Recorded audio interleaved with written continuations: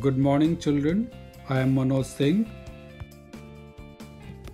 Today, I am going to teach you Flamingo, Lesson 2, Lost Spring, Stories of a Stolen Childhood.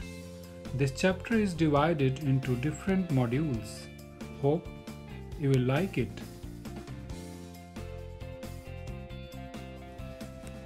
Before we discuss about this story, I have one question, and that is, what are the different characteristics of a spring season and which stage of a man's life is similar to this season? Well, children, spring is a season of color, fragrance, freshness, and joy. It is also a season of renewal and growth.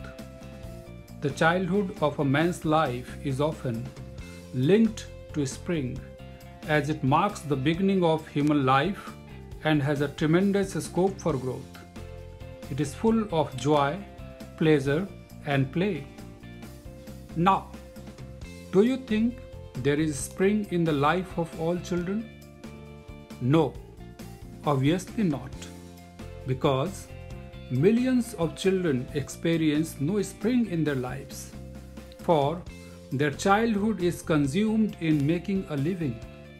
When there is a time to go to school and to play, unfortunately, they are forced to make some earning for their survival, and this is how their childhood is lost.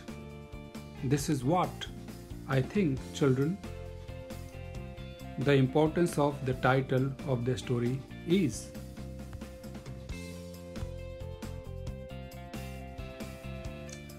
Now, let's discuss something about the author.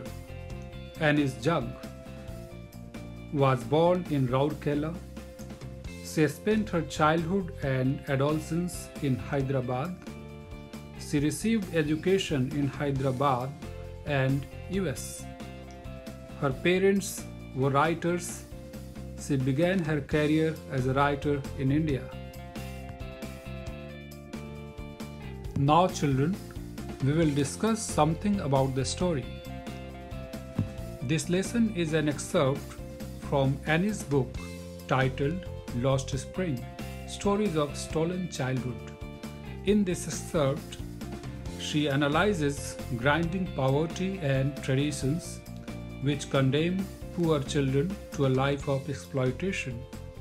Further, Lost Spring deals with the miserable plight of street children forced into labor early in life and denied the opportunity of schooling.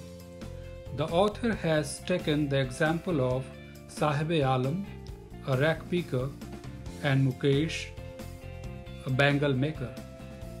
Both of them find themselves in a vicious circle of social stigma, poverty, and exploitation. While Sahib gives up rack picking in favor of a job at a tea shop, Mukesh wants to be a motor mechanic. Both of them have an ardent desire to study and both would love to play if only their busy lives could permit. Sahib and Mukesh represent a growing number of refugees, migrants, and poor who are being forced to a life of poverty. Now here we come to the end of this module. Thank you. Rest we will discuss in the next module.